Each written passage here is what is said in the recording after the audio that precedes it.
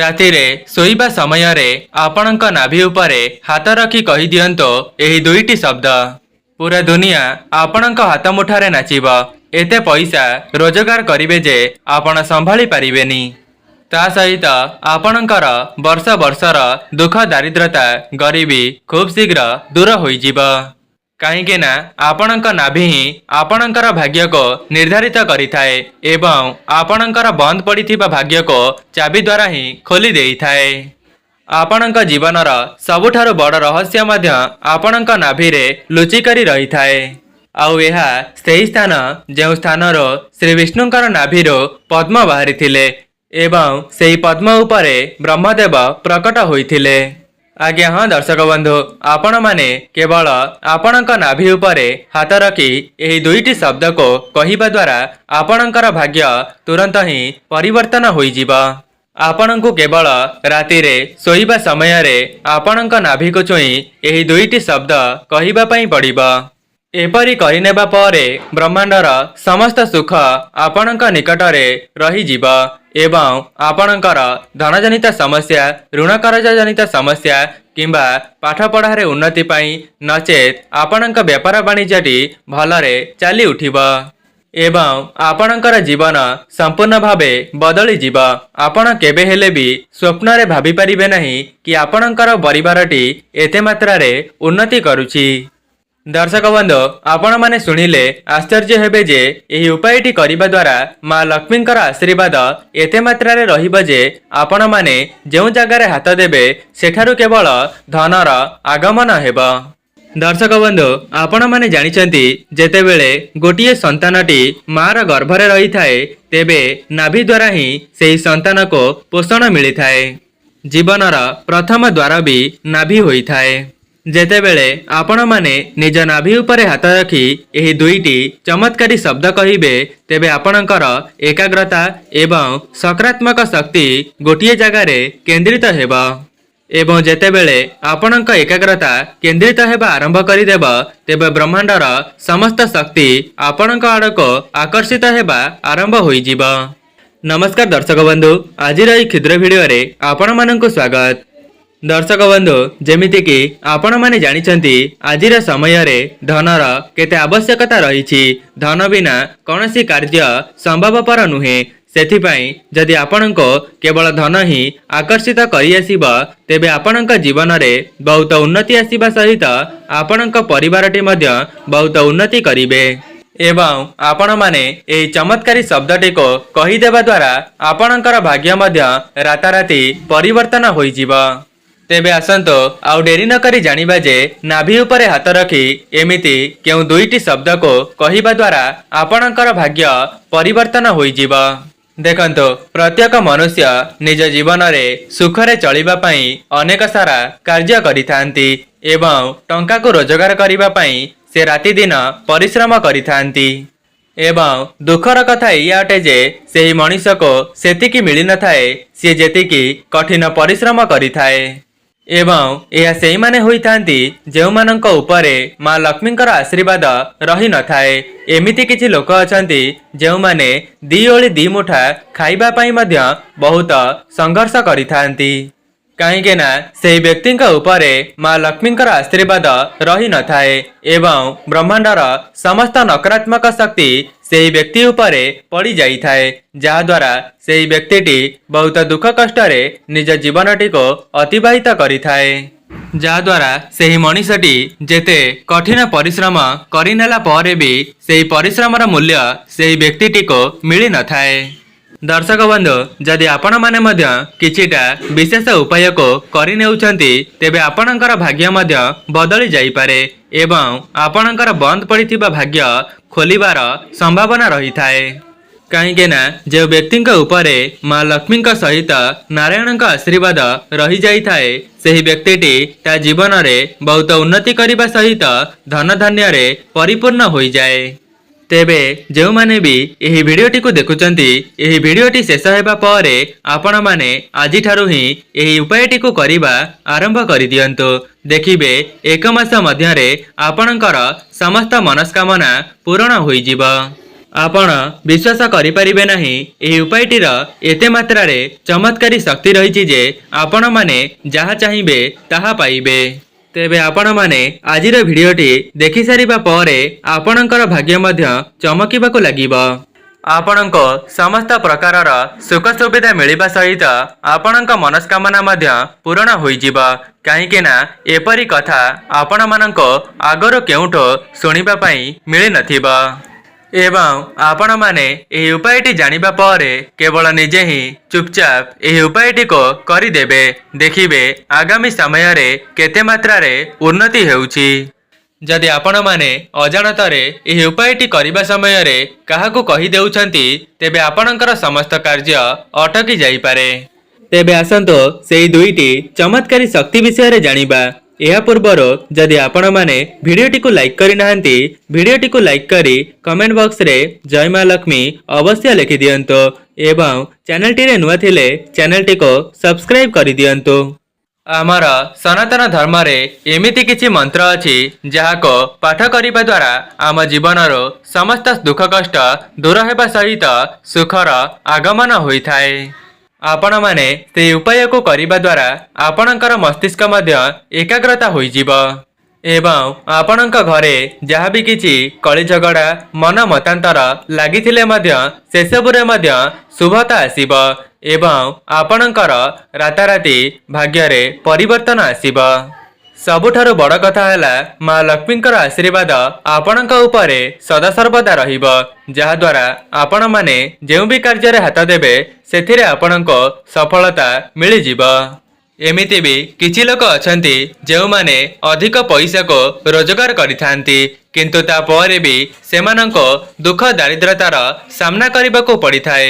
एहार कारण हेउची मां लक्ष्मी सेही व्यक्ति उपरे प्रसन्न नाहंती।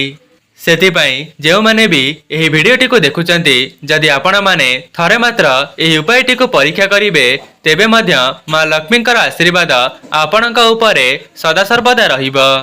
जदि आपण माने संपूर्ण निष्ठा एवं भक्तिर सहित एही उपायटी को करि देउछंती तेबे आपणक जीवनर वर्ष वर्षर दुख कष्ट एवं ऋण कर्ज मध्य खूब शीघ्र सुझी जिवो।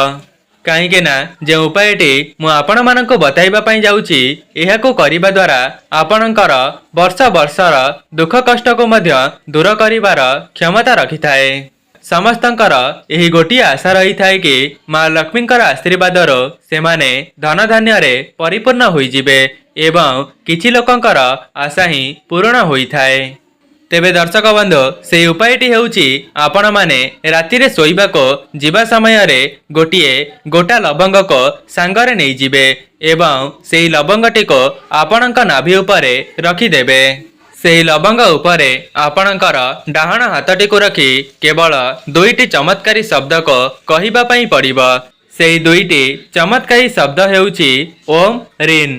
तेबे आपण माने भल कि सुनंतो सेही शब्दटी हेउची ओम आउ गोटिए हेउची रीन।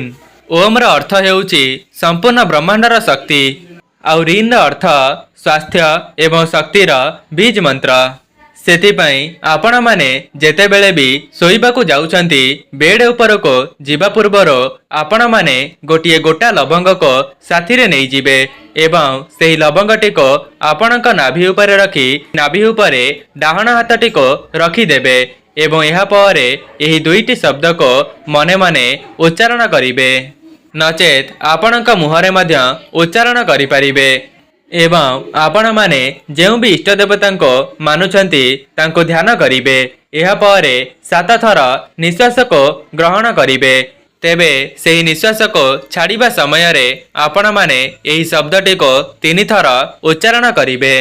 आपण माने केवल एतिकी कहि नेबा द्वारा आपणक उपरे संपूर्ण ब्रह्मांडर शक्ति एकाग्रतार सहित आपणको साहाय्य करिबो। जेउ मानकर शरीर असुस्थ रहउथिला किंबा सेमानको बहुत बड़ रोगर सामना करिबाकू पड़ुथिला तेबे आगामी समय रे सेमानकर स्वास्थ्य रे मध्य परिवर्तन आसीबो। दर्शक बंधु यह तो थिला प्रथम उपाय एवं ए उपायटी करिबा द्वारा आपणकर स्वास्थ्य मध्य सुधुरी जाई थाए। दर्शक बंधु यह तो थिला प्रथम उपाय। एबे आसंतु जानिबा द्वितीय उपाय विषय रे। द्वितीय उपायटी सेई मानक पई जेउ माने निज जीवन रे धनवान हेबार आशा रखिथांती। जदि आपण माने चाहुथांती जे मां लक्ष्मी सहित नारायण आशीर्वाद आपणक उपरे एवं आपणक परिवार उपरे सदा सर्वदा बनी रहु, तेबे आपण माने एही द्वितीय उपायटी को थरे मात्र परीक्षा करी देखंतु। एवं जदि आपणक उपरे थरे मात्र मां लक्ष्मींकर आशीर्वाद रहीजिब, तेबे आपण माने अल्प परिश्रम रे मध्य अधिक टंका को रोजगार करि परिबे। एवं एही उपायटी एते चमत्कारी शक्ति रे भरी होई रहिछि जे आपण माने अल्प परिश्रम रे अधिक टंका को रोजगार करि परिबे। एवं आपण माने एही उपायटी को प्रत्येक शुक्रवार दिन राति रे करिबे। तेबे आपण माने एही उपायटी को बहुत ध्यान सहकारे सुनंतो। प्रथमे तो आपण माने गोटे चांदीर मुदी को धारण करिबे। जदि आपणक पाखरे चांदीर मुदी नाही, तेबे तुरंत ही गोटे चांदीर मुदी को आनिकरी धारण करंतो। आपण माने हुए तो जानि नथिबे कि चांदीर संबंध शुक्र ग्रह सहित होइथाए एवं मां लक्ष्मींकर कारक ग्रह हेउचंती शुक्र ग्रह। एवं जो व्यक्तिंकर शुक्र ग्रहटी मजबूत रही थाए, से व्यक्ति ता जीवन रे धन धान्य रे परिपूर्ण होई जाए। सेथिपाई जो माने भी तांकर शुक्र ग्रह को मजबूत करबा पई चाहुचंती, तेबे निश्चित भाव रे एही उपायटी को करिकि देखंतो। सेथिपाई आपण माने शुक्रवार दिन राति रे सोइबा समय रे आपणकर हाथरो सेही चांदीर मुदीटी को काढी आपणकर नाभि उपरे रखिबे एवं सेही मुदी उपरे आपणक डाहाण हाथटी को रखी सेही मंत्रटी को कही देबे। एवं सेही दुईटी शब्द हेउची श्री जी। आउ थरे कही रखुची, सेही दुईटी शब्द हेउची श्री जी। एही शब्दटी को आपण माने केवल 21 थर जप करिबे एवं 21 थर जप करि सारिबा परे गभीर निश्वास को छाड़ी देबे एवं निजे मने मने कहिबे जे मु बहुत धनवान व्यक्ति अटे।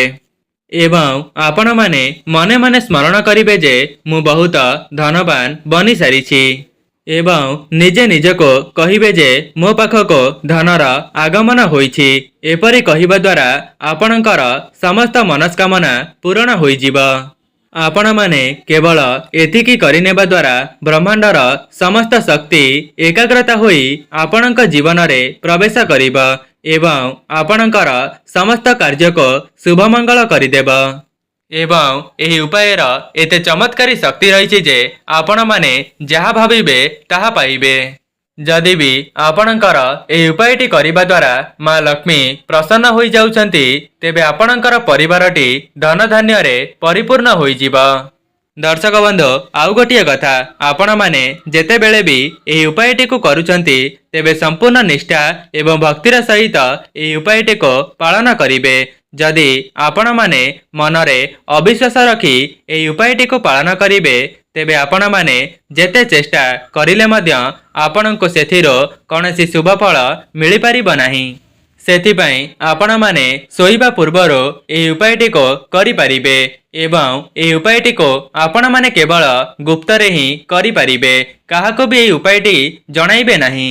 जदि भी आपणक पाखरे किए सोइचंती से जानिले कौनसी असुविधा नाही, किंतु आपण माने अलगा काहाको भी एही उपायटी जणाइबे नाही। आपण माने एही उपायटी को आरंभ करिबा परे ही निजे अनुभव करिबे खूब कम समय मध्यरे आपणक जीवन रे परिवर्तन आसुछि।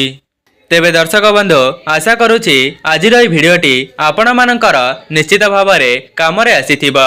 जदि आपण माननको भिडियोटी भल लागि थाए भिडियोटी को लाइक करी कमेंट बॉक्स रे जय मां लक्ष्मी जय जगन्नाथ अवश्य लिखि दियंतो एवं चैनल टी रे नुआ थिले चैनल टी को सब्सक्राइब करि दियंतो।